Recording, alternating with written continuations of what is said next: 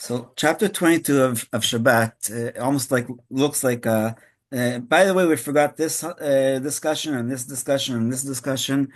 There's all kinds of halachot in the Mishnah. The first Mishnah talks about putting something in an insulated oven that's turned off, which was already discussed in Hatmana, but they just a few more halachot. And Mishnah 6, Mishnah Vav, talks about things that are either based on things that were already discussed or brand new things that are specific. So we know that when we talked about cooking, we learned that we're not allowed to grind um, herbs on Shabbat, and so the same fear was about preparing medicine. So if the pill is a complete pill, there are those who are allowed to cut it if that's what the doctor tells you to, even on Shabbat.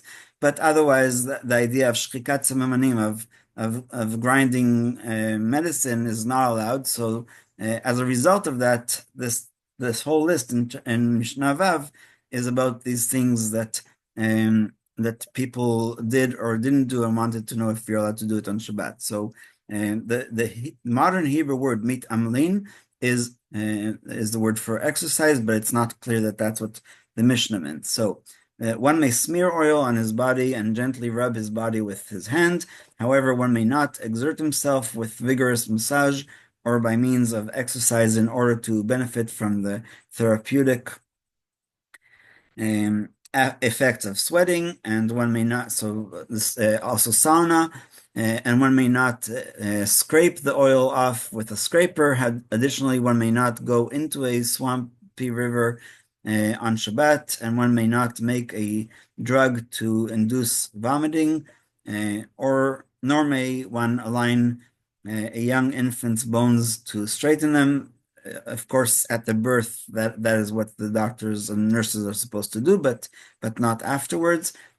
So it's maybe the modern equivalent would be going to a chiropractor on Shabbat. No, nor may one reset a break in a bone. Again, if it's dangerous, it's called makasha halal and it's allowed. So maybe it's just like, and we even talked in Hotza'ah about walking with a sling on Shabbat, which is allowed. And last, one whose hand or foot was dislocated may not move them about vigorously in cold water, which is the standard method at that time of treatment. However, one may wash the limb in the typical manner, and if one is cured through the washing, then they are cured, and that's okay. So the one word that the different mafarshim question and try to understand what it means is epiktozin, because it's not in Hebrew, and there's a tradition that maybe it's a combination of three words that talk about this drug that induces vomit, and of course that was a very Roman practice and not exactly what Jews want to do anyway, and especially not on Shabbat because they saw it as healing that was not necessary for actual healing of an illness, but just extra, therapeutic stuff. So the world we live in is full of shortcomings. To perfect it, we rush around all week long, working and exerting ourselves in a variety of ways. However, on Shabbat, which is like the world to come, we are commanded to cease all work and act as if everything has already been perfected, with no further need to rush around. And the rabbis tell us that Shabbat is Echad Mishishim, one of 60 of Olam Haba, of the world to come. So the idea of the rest of Shabbat, R-E-S-T, for that meaning. So not only physical, but also spiritual. We are meant simply to delight in the holiness of Shabbat and take a faith-filled look at the perfect inner essence of the world as God created it. There is a mitzvah to express this spiritual perspective by walking at a leisurely pace on Shabbat. Thus the sages expound, not go in your own way. No, the previous verse. The way you walk on Shabbat should not be like the way that you walk on weekdays. So if you're usually running down the street, then that is not allowed. But for a mitzvah, it is allowed. So if you're going late for shul or something like that, they it is allowed, and so Rabbi Melamed expounds. Therefore, running is prohibited on Shabbat, as is striding. This prohibition applies to one who is going somewhere for their own sake, in which case they should walk at a leisurely pace to honor Shabbat. However, if one is going to attend a Torah class or to pray, it is a mitzvah for them to run. And that's already in the Gemara and Brachos. Because running for the sake of a mitzvah does not detract from the honor due Shabbat.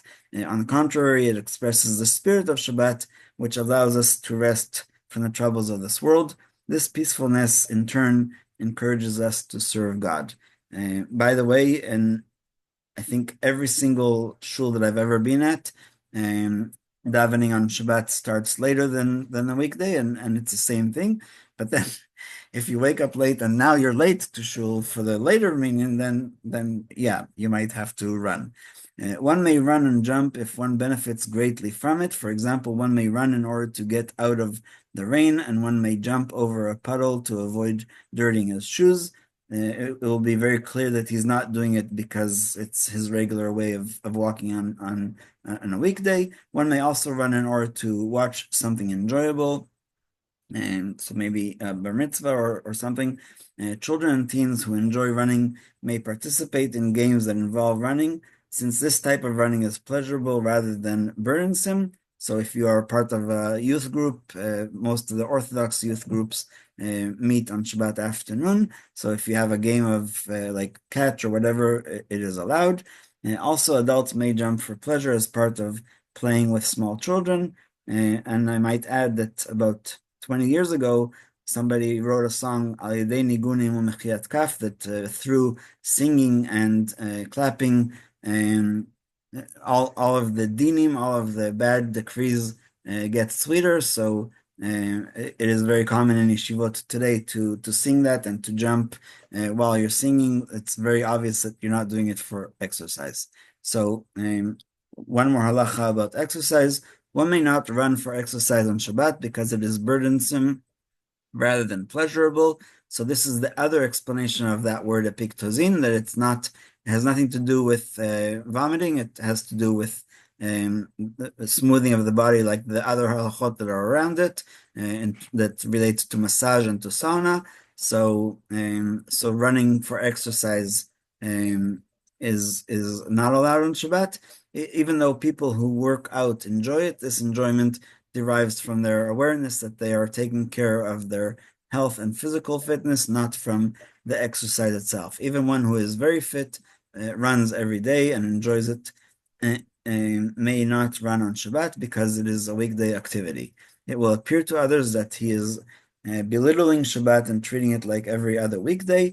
However, one who enjoys exercising may jump or work out for pleasure inside his home because of what's called marit ayin, that nobody else has to see him, on condition that he does not overexert himself, does not follow a regimen, and does not use special equipment, and any of which would be deemed a weekday activity.